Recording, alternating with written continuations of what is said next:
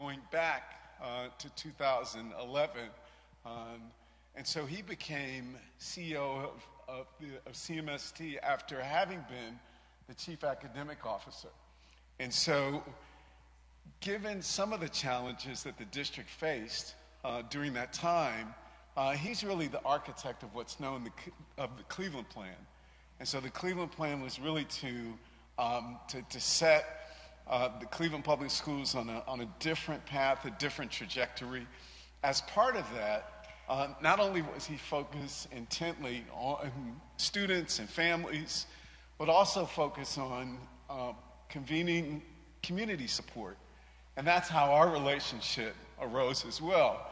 And so he has really kind of brought to the table the most important stakeholders in the community to make sure that there's constant attention.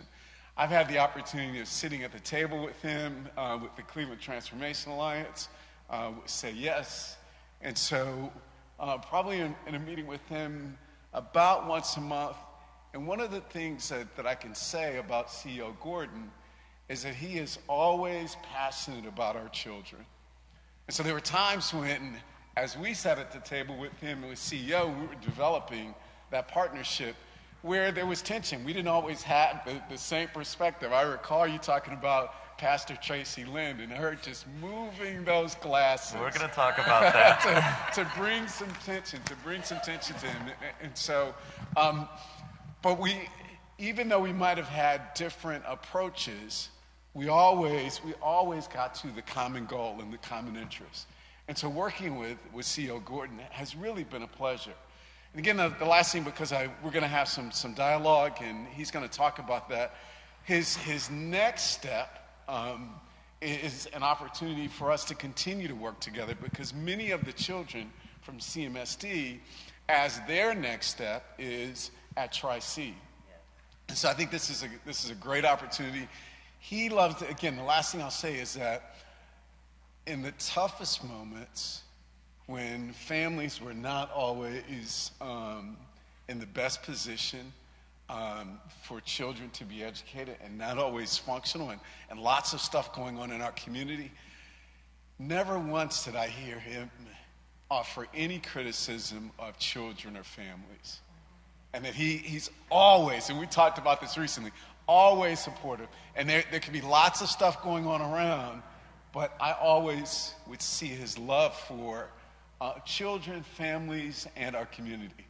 So I am honored to have him come here today. I am grateful that he is remaining here in Cleveland as a tremendous asset. CEO Eric Gordan.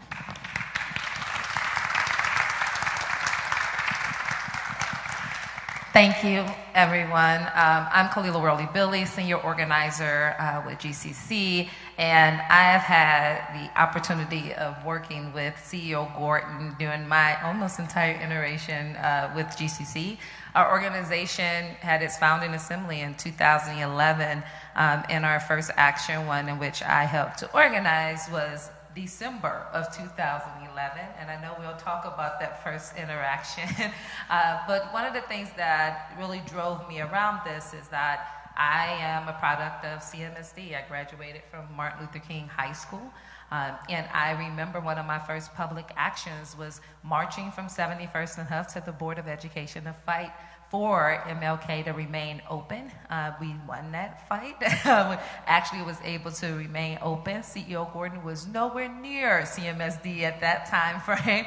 But that is why my drive and energy and the work that GCC does around education is crucial, because there are a lot of 14-year-olds like me who are experiencing life, and having the ability and the voice and the support to act on our power is also great when it's matched with someone who believes in us just as much as we believe in ourselves. And so if there are high schoolers or elementary students who are out of school right now, like my 14-year-old son who will be attending John Hay this fall, which I'm excited for, listening, these are the things that we want to see in our future CEO.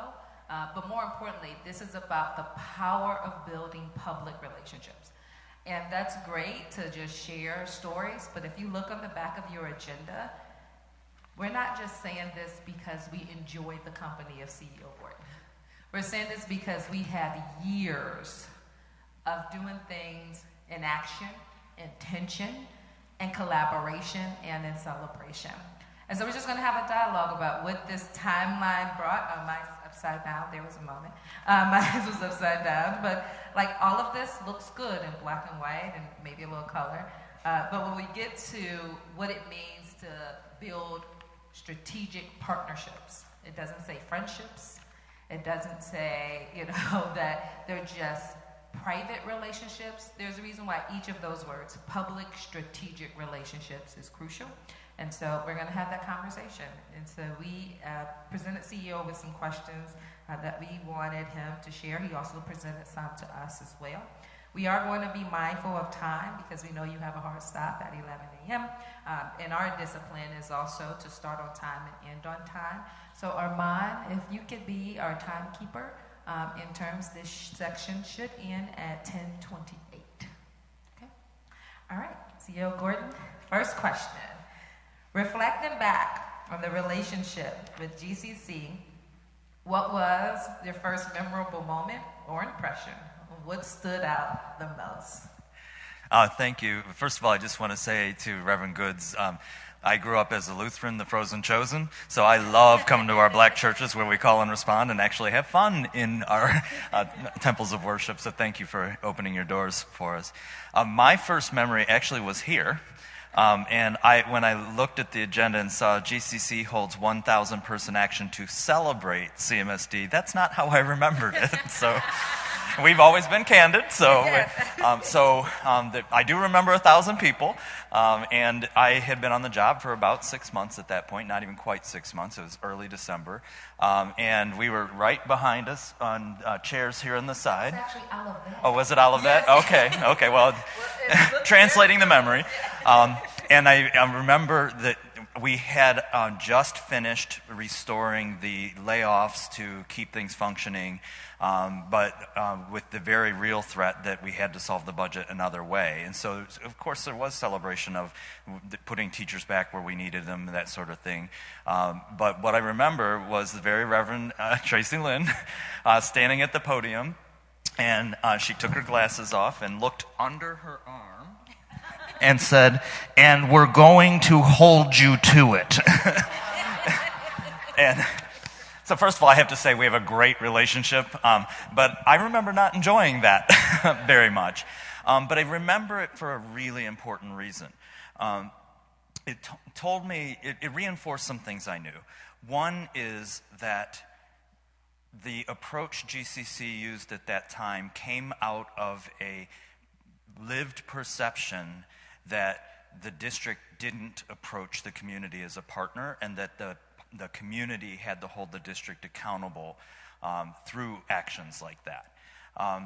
And it also spurred the relationship we've had over the time where, and frankly, relationships I don't have with other organizers, where I said, if we're really going to be successful together, you have to give me the chance to be a co-conspirator with you before you hold me accountable for not doing what you ask. And so when you look at the other things on this, the Listen, Act, Win actions, those were all things that we really carefully crafted to find success collectively for our community.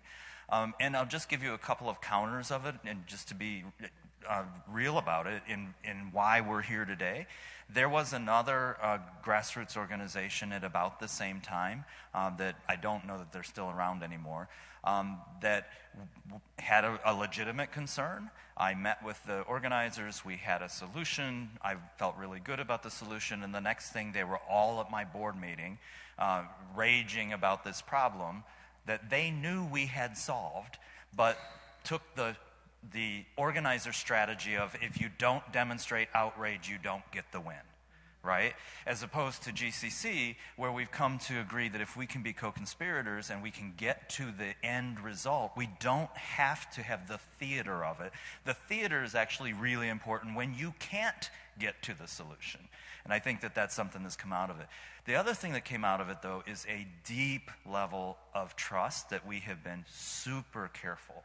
And without saying too much, because we're live streaming, there are a couple of times where other political leaders in this town told me to not continue my relationship with GCC because GCC took action that was different than their point of view. And I made the decision that those political leaders would have to be unhappy with me because GCC and the school district were together continuing to make success. And so we're still here today.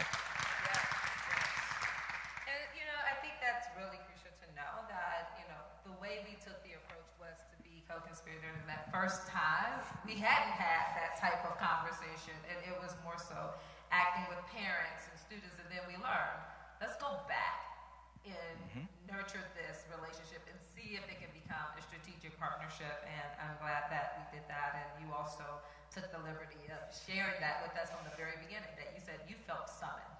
And so how can we change that feeling of being summoned, to actually acting together? But you also said you had my children on stage speaking of me with 1,000 people supporting them, and you respected us for that. So I appreciated that candor. And that led to you coming to present to us at that time around the Cleveland Plan.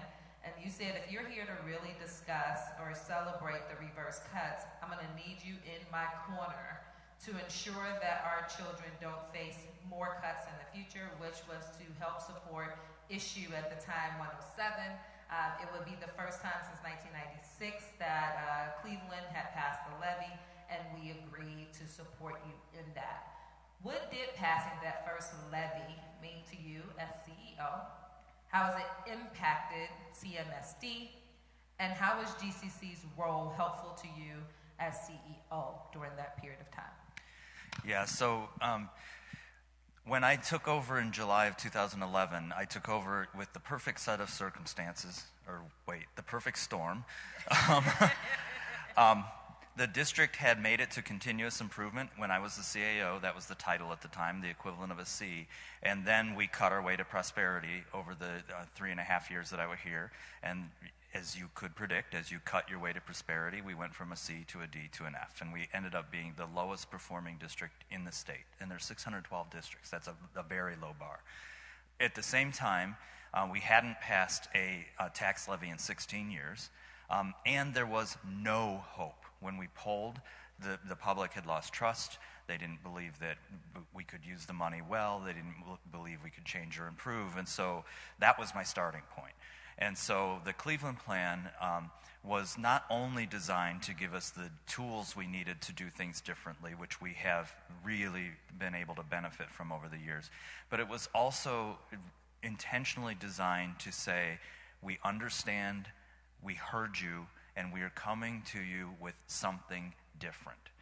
And the levy at the time, issue 107, and this was the response to the underarm, we're going to hold you to it, is, okay, I'm going to hold you to it also, that I can't do this without resources. And so I need you to get out in the community and give us a chance. And that's all that levy was give us a chance. It was intentionally time-bound, 4 years, to say that if we do not demonstrate that we're going to behave differently and that difference matters, then you don't have to continue to pay for this levy. And it was a big one, 15 mills. Now, part of that is the poverty of our community. That same levy in Columbus would have been 6.8 mills, just because the Columbus City School District has such a higher wealth value, and that's a larger conversation about the way we fund schools. But 15 mills of a tax that the poorest community in the country can't afford to pay. And I had to come to all of you and say, we got to do this. I cannot bring you hope if you don't resource what it takes to bring you hope.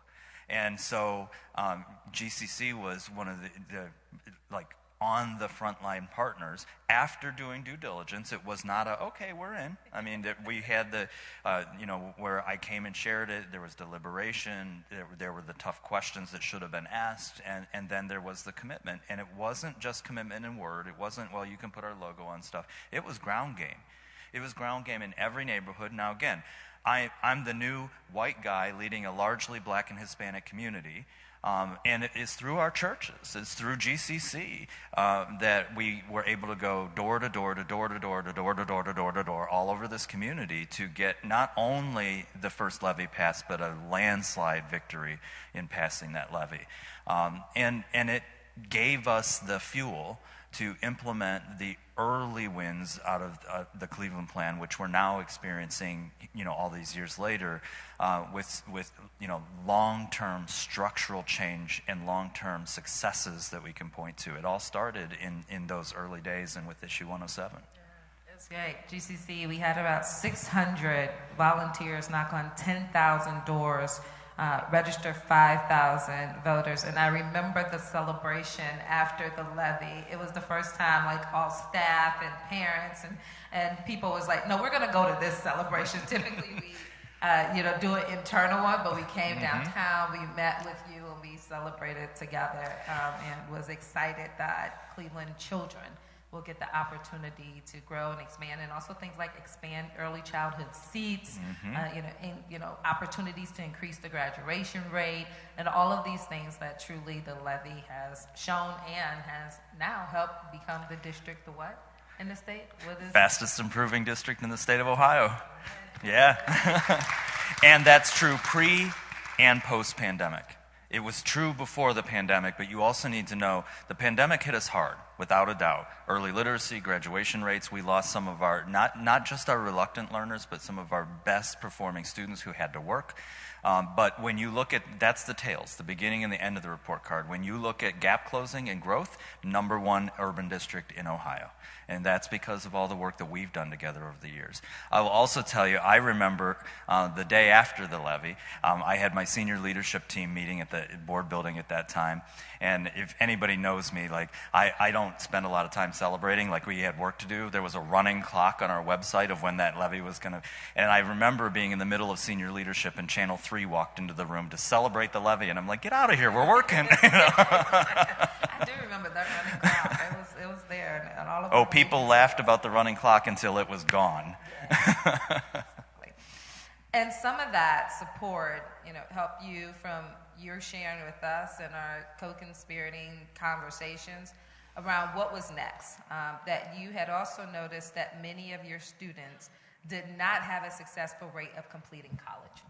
And part of your goal that you wanted was that as CEO to have say yes to education, select Cleveland as a city, which would provide free college tuition for any CMSD student, adhering to many of the kind of specifics in terms of like not only just going to Cleveland school, but residing in Cleveland. So as an opportunity to not only have students go to college for free, but also show the many benefits of being a Cleveland resident. How important is that commitment to continue, and are there any concern in this future as we think about continuing this strategic partnership and relationship with CMSD? Yeah, so when I got the job, I made 3 kind of personal commitments of what I wanted to deliver for CMSD. The first was to prove that we could improve the worst performing district. And I knew we could, and we did. The Cleveland Plan showed that. But the second was to make sure it mattered when we did. And it does not matter if we have 81% of our kids getting a diploma if that diploma doesn't create access to the next steps, to trade school, to your college, for your college. And it didn't. And it didn't for lots of reasons, but one of the incredible ones is affordability. As somebody who had to put himself through college, in my day, if you did it the right way, you could work enough hours to get through. I actually had 2 jobs, so I managed to work about 70 hours a week to get through. You can't even do that anymore. Affordability is such a challenge. But also my third goal was that we have to remove the barriers that made it so hard to get that education in the first place. And so there are other college promise programs. There's the Pittsburgh Promise, Kalamazoo model of it. But what we saw when we looked at those is that, yes, they were getting college scholarships to people, but it was people moving into those cities who were already succeeding in school and then getting those college scholarships to leave, as opposed to the people who already lived there. And so the Say Yes model is that there is this family support structure that is in place, and it's a generational strategy. So there's already people saying, well, that didn't work. Well, it's a generational strategy.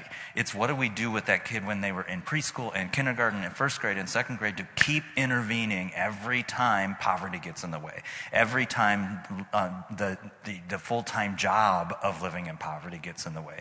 How do we get that legal service when you need it? How do we get you food when you need it, eyeglasses when you need it, all of those kinds of things.